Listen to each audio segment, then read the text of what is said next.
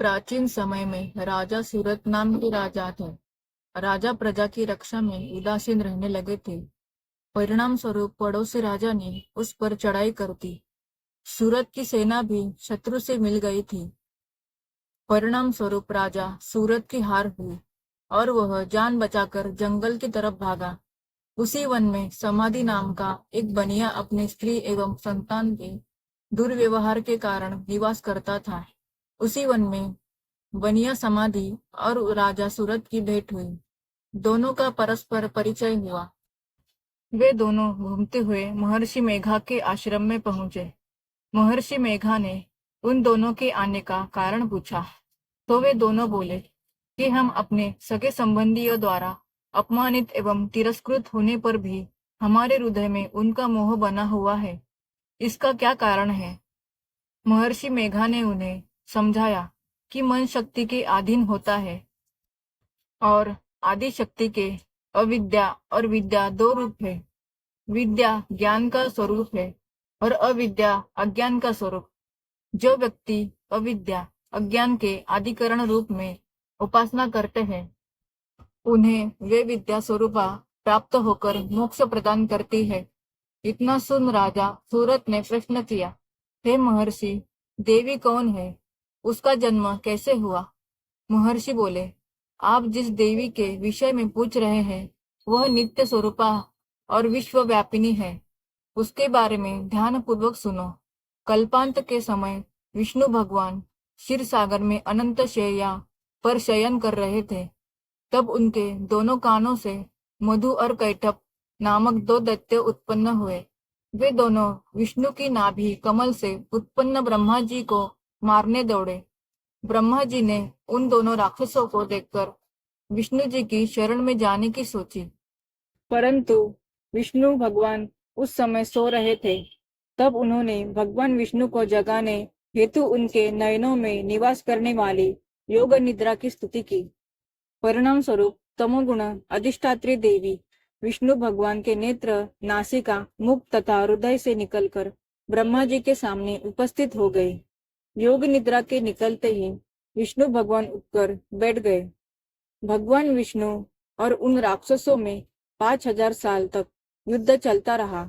अंत में मधु और कैटभ दोनों राक्षस मारे गए। ऋषि बोले, अब ब्रह्मा जी की स्तुति से उत्पन्न महामाया देवी की वीरता तथा प्रभाव का वर्णन करता हूँ, उसे ध्यान पूर्वक सुने।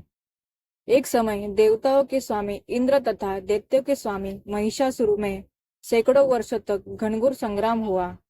इस युद्ध में देवराज इंद्र की पराजय हुई और महिषासुर इंद्रलोक का स्वामी बन बैठा।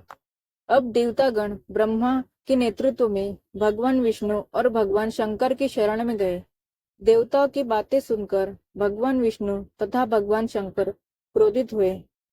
भगवान विष्णु के मुख तथा ब्रह्मा जी और शिव जी तथा इंद्र आदि के शरीर से एक तेज पुंज निकला, जिससे समस्त दिशाएं जलने लगी और अंत में यही तेज पुंज एक देवी के रूप में परिवर्तित हो गया। देवी ने सभी देवताओं से आयुध एवं शक्ति प्राप्त करके उच्च स्वर में अट्टहास किया, जिससे तीनों लोकों में हलचल मच गई। महिषासुर अपनी सेना लेकर इस सिंहनाद की ओर दौड़ा। उसने देखा कि देवी के प्रभाव से तीनों लोक आलोकित हो रहे हैं। महिषासुर की देवी के सामने एक भी चाल सफल नहीं हुई और वह देवी के हाथों मारा गया। आगे चलकर यही देवी शुंभ और निशुंभ राक्षसों का वध करने के लिए गौरी देवी के रूप में अवतरित हुई। इन उपरोक्त व्याख्यानों को सुनाकर मेघा ऋषि ने राजा सूरत तथा बनिया से देवी स्तवन की विधिवत व्याख्या की। राजा और वणिक नदी पर जाकर देवी की तपस्या करने लगे। 3 वर्ष तक घोर तपस्या करने के बाद देवी ने प्रकट होकर उन्हें आशीर्वाद दिया। इससे वणिक संसार के मोह से मुक्त होकर आत्मचिंतन में लग गया और राजा सूरत ने शत्रुओं पर आक्रमण करके विजय प्राप्त करके अपना वैभव प्राप्त कर लिया। अब अगली कहानी। कुरु वंश के प्रथम पुरुष का नाम कुरु था। कुरु बड़े प्रतापी और बड़े तेजस्वी थे। उन्हीं के नाम पर कुरुवंश की शाखाएं निकली और विकसित हुई। एक से एक प्रतापी और तेजस्वी वीर कुरुवंश में पैदा हो चुके हैं। पांडवों और कौरवों ने भी कुरुवंश में ही जन्म धारण किया था। महाभारत का युद्ध भी कुरुवंशियों में ही हुआ था। किंतु कुरु कौन थे और उनका जन्म किसके द्वारा और कैसे हुआ था, वेद व्यास जी ने इस पर महाभारत में प्रकाश डाला है। हम यहाँ संक्षिप्त में उस कथा को सामने रख रहे हैं। कथा बड़ी रोचक और प्रेरणादायिनी है। अति प्राचीन काल में हस्तिनापुर में एक प्रतापी राजा राज्य करता था। उस राजा का नाम सौरन था। वह सूर्य के समान तेजवान था और प्रजा का बड़ा पालक था। स्वयं कष्ट उठा लेता था, पर प्राण देकर भी प्रजा के कष्टों को दूर करता था। सौरन सूर्यदेव का अनन्य भक्त था। वह प्रतिदिन बड़ी ही श्रद्धा के साथ सूर्यदेव की उपासना किया करता था। जब तक सूर्यदेव की उपासना नहीं कर लेता था, जल का एक घूंट भी कंठ के नीचे नहीं उतारता था। एक दिन सौरन एक पर्वत पर आखेट के लिए गया। जब वहां हाथ में धनुष बाण लेकर पर्वत के ऊपर आखेट के लिए भ्रमण कर रहा था, तो उसे एक अति सुंदर युवती दिखाई पड़ी। वह युवती सुंदरता के सांचे में ढली हुई थी। उसके प्रत्येक अंग को विधाता ने बड़ी ही रुचि के साथ संवार संवार कर बनाया था। सौरन ने आज तक ऐसी स्त्री देखने की कौन कहे कल्पना तक नहीं की थी। सौरन स्त्री पर आकृष्ट हो गया। सब कुछ भूलकर अपने आप को उस पर निछावर कर दिया। वह उसके पास जाकर तृषित नेत्रों से उसकी ओर देखता हुआ बोला, तवग्नि, तुम कौन हो? तुम देवी हो, गंधर्व हो या किन्नरी हो? तुम्हें देखकर मेरा चित्त चंचल हो उठा। तुम मेरे साथ गंधर्व विवाह करके सुउपभोग करो। पर युवती ने सौरन की बातों का कुछ भी उत्तर नहीं दिया। वह कुछ क्षणों तक सौरन की ओर देखती रही, फिर अदृश्य हो गई। युवती के अदृश्य हो जाने पर सौरन अत्यंत आकुल हो गया। वह धनुष बाण फेंककर उन्मत्तों की भांति विलाप करने लगा।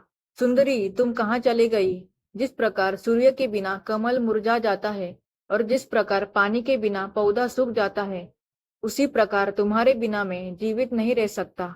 तुम्हारे सौंदर्य ने मेरे मन को चुरा लिया है।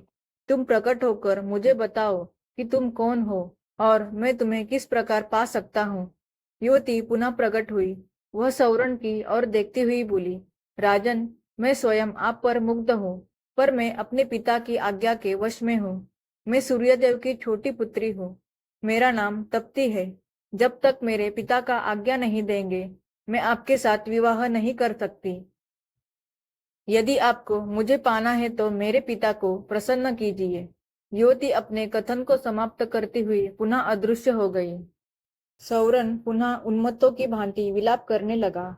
वो आकुलित होकर पृथ्वी पर गिर पड़ा और तपती तपती की पुकार से पर्वत को ध्वनित करने लगा।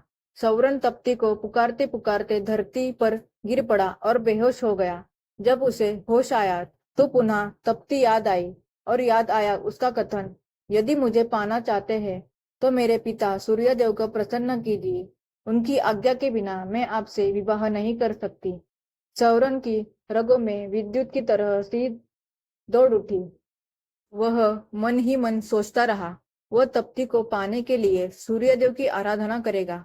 उन्हें प्रसन्न करने में सब कुछ भूल जाएगा। सौरन सूर्यदेव की आराधना करने लगा। धीरे धीरे सालों बीत गए। सौरन तप करता रहा। आखिर सूर्यदेव के मन में सौरन की परीक्षा लेने का विचार उत्पन्न हुआ। रात का समय था। चारों ओर सन्नाटा छाया हुआ था। सौरन आंखें बंद किए हुए ध्यान मग्न बैठा था। सहसा उसके कानों में किसी की आवाज पड़ी, सौरन, तू यहाँ तप में संलग्न है। तेरी राजधानी आग में जल रही है। सौरन फिर भी चुपचाप अपनी जगह पर बैठा रहा।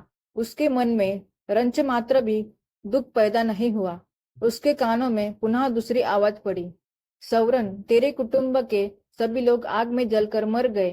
किंतु फिर भी वह हिमालय सा दृढ़ होकर अपनी जगह पर बैठा रहा। उसके कानों में पुनः तीसरी बार कंठ स्वर पड़ा, सौरन, तेरी प्रजा अकाल की आग में जलकर भस्म हो रही है। तेरे नाम को सुनकर लोग थू थू कर रहे हैं। फिर भी वह दृढ़तापूर्वक तप में लगा रहा।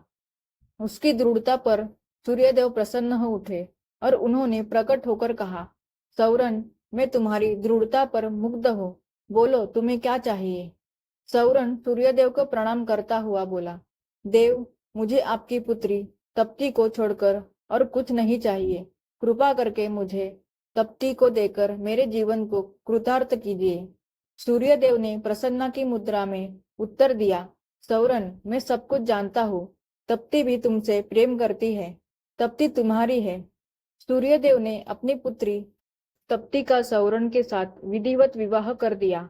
सौरन तप्ती को लेकर उसी पर्वत पर रहने लगा और राग रंग में अपनी प्रजा को भी भूल गया। उधर सौरन के राज्य में भीषण अकाल पैदा हुआ। धरती सूख गई, कुएं, तालाब और पेड़ पौधे भी सूख गए। प्रजा भूखों मरने लगी। लोग राज्य को छोड़कर दूसरे देशों में जाने लगे। किसी देश का राजा जब राग रंग में डूब जाता है तो उसकी प्रजा का यही हाल होता है। सौरन का मंत्री बड़ा बुद्धिमान और उदार हृदय का था। वह सौरन का पता लगाने के लिए निकला। वह घूमता घूमता उसी पर्वत पर पहुंचा जिस पर सौरन तप्ती के साथ निवास करता था।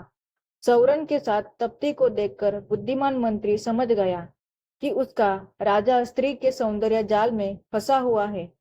मंत्री ने बड़े ही बुद्धिमानी के साथ काम किया। उसने सौरन को वासना के जाल से छुड़ाने के लिए अकाल की आग में जलते हुए मनुष्य के चित्र बनवाए। वह उन चित्रों को लेकर सौरन के सामने उपस्थित हुआ। उसने सौरन से कहा, महाराज, मैं आपको चित्रों की एक पुस्तक भेंट करना चाहता हूँ। मंत्री ने चित्रों की वह पुस्तक सौरन की ओर बढ़ा दी। सौरन पुस्तक के पन्ने उलट पलट कर देखने लगा। किसी पन्ने में मनुष्य पेड़ों की पत्तियां खा रहे थे। किसी पन्ने में माताएं अपने बच्चों को कुएं में फेंक रही थी। किसी पन्ने में भूखे मनुष्य जानवरों को कच्चा मांस खा रहे थे और किसी पन्ने में प्यासे मनुष्य हाथों में कीचड़ लेकर चाट रहे थे। सौरन चित्रों को देखकर गंभीरता के साथ बोला, यह किस राज्य की प्रजा का दृश्य है? मंत्री ने बहुत ही धीमे और प्रभावपूर्वक स्वर में उत्तर दिया, उस राजा का नाम सौरन है। यह सुनकर सौरन चकित हो उठा। वह विस्मय भरी दृष्टि से मंत्री की ओर देखने लगा। मंत्री पुनः अपने ढंग से बोला, मैं सच कह रहा हूँ महाराज, यह आपकी ही प्रजा का दृश्य है। प्रजा भूखों मर रही है। चारों ओर हाहाकार मचा है। राज्य में न अन्न है न पानी है। धरती की चाहती फट गई है। महाराज, वृक्ष भी आपको पुकारते पुकारते सूख गए हैं। यह सुनकर सौरन का हृदय कांप उठा। वह उठकर खड़ा हो गया और बोला, मेरी प्रजा का यह हाल है और मैं यहाँ मद में पड़ा हुआ हूँ। मुझे धिक्कार है। मंत्री जी, मैं आपका कृतज्ञ हूँ। आपने मुझे जगा कर बहुत अच्छा किया। सौरन तप्ती के साथ अपनी राजधानी पहुंचा। उसकी राजधानी में पहुंचते ही जोरों की वर्षा हुई। सूखी हुई पृथ्वी हरियाली से ढक गई। अकाल दूर हो गया। प्रजा सुख और शांति के साथ जीवन व्यतीत करने लगी। वह सौरन को परमात्मा और तप्ती को देवी मानकर दोनों की पूजा करने लगी। सौरन और तप्ती से ही कुरु का जन्म हुआ था। कुरु भी अपनी माता पिता के समान ही प्रतापी और पुण्यात्मा थे। युगों बीत गए हैं, किंतु आज भी घर घर में कुरु का नाम गूंज रहा है। दोस्तों, आपको ये कहानी अच्छी लगी हो तो वीडियो को लाइक और चैनल को सब्सक्राइब करना ना भूलिए। तो मिलते हैं अगली कहानी में। धन्यवाद।